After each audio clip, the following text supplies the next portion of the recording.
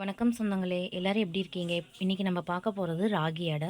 அதுக்கு தேவையான பொருட்கள் பார்த்துக்கலாம். 1/2 கிலோ ராகி மாவு, 1/4 கிலோ பெரிய வெங்காயத்தை பொடியாக நறுக்கி வச்சுருக்கேன். அதுக்கு 1/2 கட்டு கீரை, 3 பீட்ரூட்டு, 12 வரமிளகா, 25 கிராம் புளியை தண்ணியில் கரைச்சி எடுத்து வச்சுருக்கேன். இப்போ எப்படி செய்யணும் அப்படிங்கிறத பார்க்கலாம். நம்ம ஃபஸ்ட்டு 2 டேபிள் ஸ்பூன் எண்ணெய் ஊற்றி கடுகு தாளிச்சிட்டு வெங்காயம் வரமிளகாயை ஃபஸ்ட்டு தாளித்து எடுத்துக்கலாம்.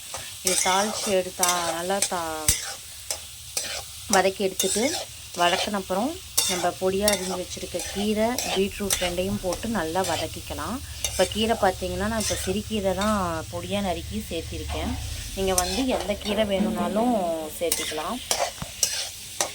சிறுகீரை, தண்டுக்கீரை, அப்புறம் வெந்தயக்கீரை, முருங்கைக்கீரை, எந்த கீரை வேணாலும் நீங்கள் சேர்த்திக்கலாம். அதே மாதிரி காய் பார்த்திங்கன்னா நான் பீட்ரூட் மட்டும்தான் துருவி வச்சுருக்கேன். நீங்கள் கேரட்டு, கேப்சிகம் கூட நல்லா சன்னமாக பொடியாக நறுக்கி வெங்காயத்தோடு நல்லா வதக்கி சேர்த்திக்கலாம். நான் இப்போ இது 2 தான் ஆட் பண்ணிக்கிறேன். நீங்கள் ஆப்ஷனலாக இது வேணாலும் சேர்த்திக்கலாம். நீங்கள் இல்லை எது ஒன்று மட்டும் கூட நம்ம சேர்த்தி பண்ணலாம், நல்லாயிருக்கும்.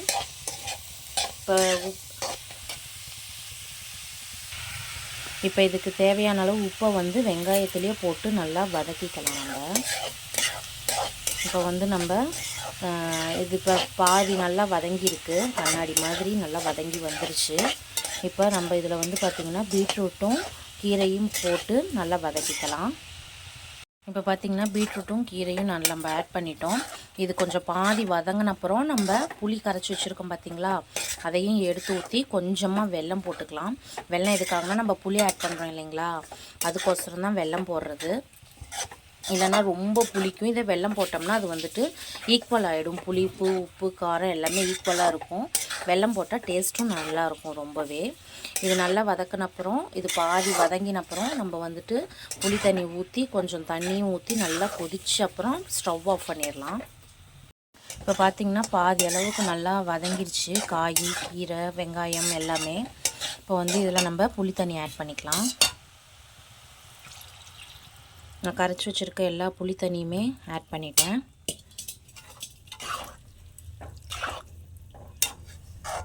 இதுலேயே நம்ம உப்பு, காரம் எல்லாமே போட்டிருக்கோம். அப்படி உப்பு, காரம் பத்தலைனா நம்ம போட்டுக்கலாம், வரமிளகாத்தூள் போட்டுக்கலாம். உப்பு பத்தலைனாலும் நம்ம கல்லுப்பு போட்டு இது பண்ணிக்கலாம். ஏன்னா கொதிக்க வைக்கிறது தான் இதை. நம்ம பார்த்திங்கன்னா 25 கிராம் புளிக்கு நான் 1/4 லிட்டர் தண்ணி ஊற்றி கரைச்சி வச்சுருக்கேன். அது 1/2 கிலோ மாவுக்கு பத்தாது. அதனால் இன்னொரு 100 ml தண்ணி நான் ஊற்றிக்கிறேன்.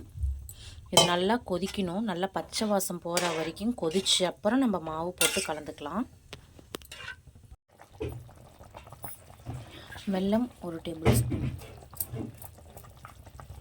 பார்த்திங்கன்னா இப்போ நல்லா கொதிச்சிடுச்சு.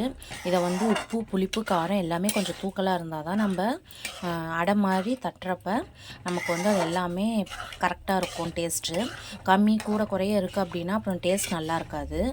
இப்போ ஸ்டவ் ஆஃப் பண்ணிவிட்டு நம்ம மாவு கொஞ்சம் கொஞ்சமாக எடுத்து வாணலியில் போட்டு 2 கரண்டி 3 கரண்டி மாவு எடுத்துக்கலாம்.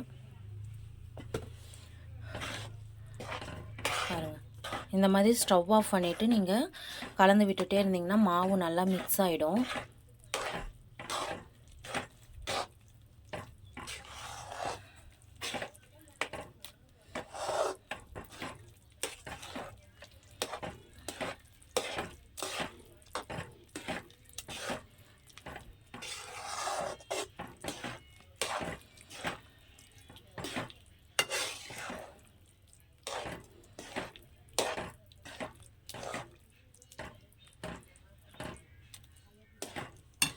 இந்த மாதிரியே இருக்கிற எல்லா மாவையும் எடுத்து கொஞ்சம் கொஞ்சமாக போட்டு கலந்துக்கலாம். கலந்துக்கிட்டு அதுக்கப்புறம் என்ன பண்ணுறதுன்னு பார்க்கலாம். பார்த்திங்களா, இந்த பதத்துக்கு நம்ம கலந்து வச்சுக்கணும் மாவு போட்டு. இப்படி பண்ணுறனால பச்சை வாசம் வராது, சாப்பிட்றப்ப மண் மாதிரி இருக்காது.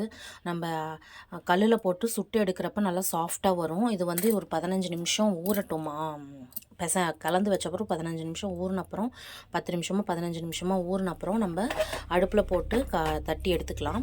இப்போ இதை நம்ம மூடி வச்சுக்கலாம். இப்போ இதை பார்த்திங்கன்னா நான் 400 கிராம் மாவு தான் போட்டிருக்கேன். 400 400 கிராம் மாவு தான் போட்டிருக்கேன் நான். ஏன்னா புளிப்பு வந்து கொஞ்சம் சுருக்குன்னு இருந்தது. தண்ணி தெளித்து போடலாம்னா புளிப்பு வந்து கம்மியாயிடும். அதனால் நான் 100 கிராம் மாவு எடுத்து வச்சுட்டேன். நீங்கள் 400 கிராம் மாவுக்கு இந்த மாதிரி பண்ணிக்கலாம். இந்த மாதிரி இருந்தாவே நல்லா சாஃப்டாக உங்களுக்கு வந்துட்டு வந்துடும். கையில் இப்போ இது பண்ணுறதுனால ஒட்டும் தான். ஏன்னா மாவு வந்து இன்னும் வேகலை இல்லைங்களா. கொதிக்கிற தண்ணியில் தான் நம்ம பெரட்டி வச்சுருக்கோம். இதே கல்லில் போட்டு தட்டி எடுத்தோம் அப்படின்னா சூப்பராக சாஃப்டாக இருக்கும். பார்க்கலாம் வாங்க.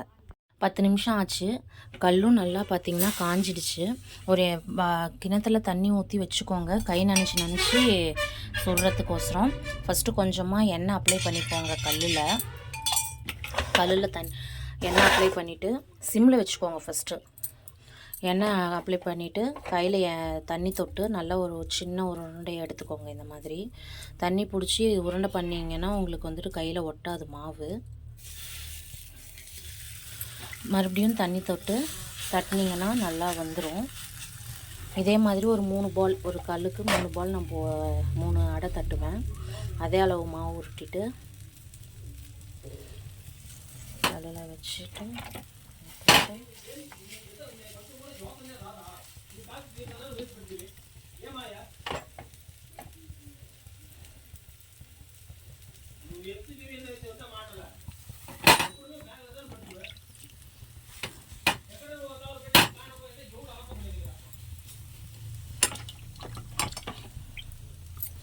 இப்போ ஒரு ஸ்பூன் எண்ணெய் விட்டுக்கோங்க போதும். ஏன்னா ஏற்கனவே வந்துட்டு கொஞ்சம் எண்ணெய் அப்ளை பண்ணியிருக்கோம் நம்ம. அதனால் கொஞ்சமாக எண்ணெய் விட்டு சிம்மில் இருக்கிறத மீடியம் ஃப்ளேமில் வச்சுக்கோங்க.